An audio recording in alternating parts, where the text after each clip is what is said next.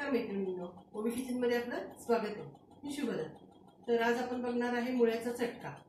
मुळा आणि हरभऱ्याची डाळ याचा चटका बघणार आहे आपण.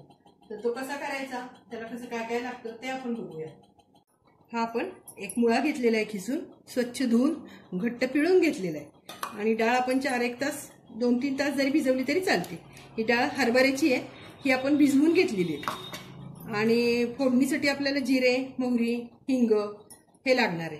कढीपत्ता, कोथिंबीर, हे आंबट दही घेतले आपण अर्धी वाटी आंबट दही घेतले, जराशी साखर, 1 चमचा मीठ आणि हा कढीपत्ता आपण घालणार आहे. तर आता हे कसं करायचं ते मी तुम्हाला सांगते. हा खिसून घ्यायचा, डाळ आपल्याला बारीक करून घ्यायची आणि बारीक केलेली डाळ आपण ह्या मुळ्यामध्ये घालणार. हा छान लागतो चटका खायला आणि मुळा हा खावाच, कारण आरोग्याला पण चांगला असतो. आठवड्यातून एकदा तरी मुळा, आळू हे आपल्या खाण्यात आलं पाहिजे.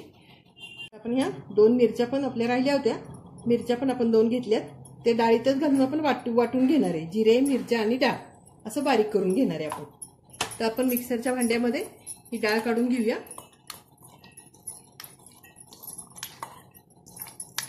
अर्धी वाटी डाळ घेतली तरी भरपूर झाली, एवढी अर्धी वाटीच डाळ घ्यायची.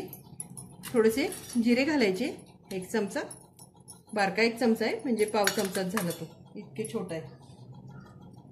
आणि मिरच्या हे आपण बारीक करून घेऊया.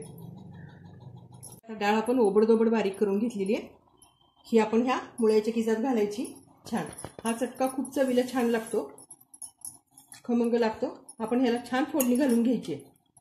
हे आंबट दही घालायचे, अर्धी वाटी आपण आंबट दही घेतलेले. थोडी साखर चवीने घालणार आहे आपण, ही 2 चमचे आहे. थोडी आता घालणार, लागली तर नंतर घालणार. थोडीशी कोथिंबीर आणि हे सगळं मिक्स करून घ्यायचं. मीठ घालणार आपण, 1 चमचा भरती मीठ घ्यायचं.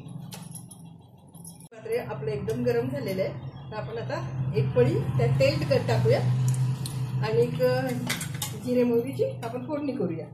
मोहरी नाही टाकली तरी चालते, नुसते जिरे टाकले तरी चालतात. जिरे, हिंग, जिरे भरपूर टाकणार आहे आपण. मोहरी आवडत असली तर टाकली तरी चालते, ती छानच लागते. आपण थोडी टाकूया मोहरी, चांगलं तडतडून घेऊया.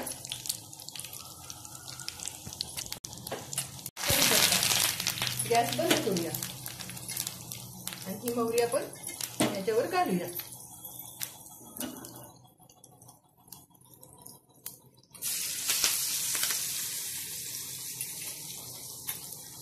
टाकूया. एकदम छान लागतं चवीला, तुम्ही नक्की करून बघा.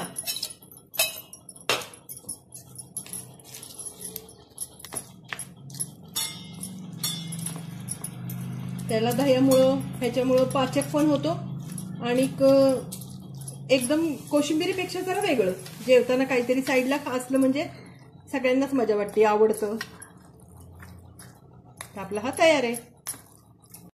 तयार आहे आपला मुळ्याचा आणि डाळीचा चटका.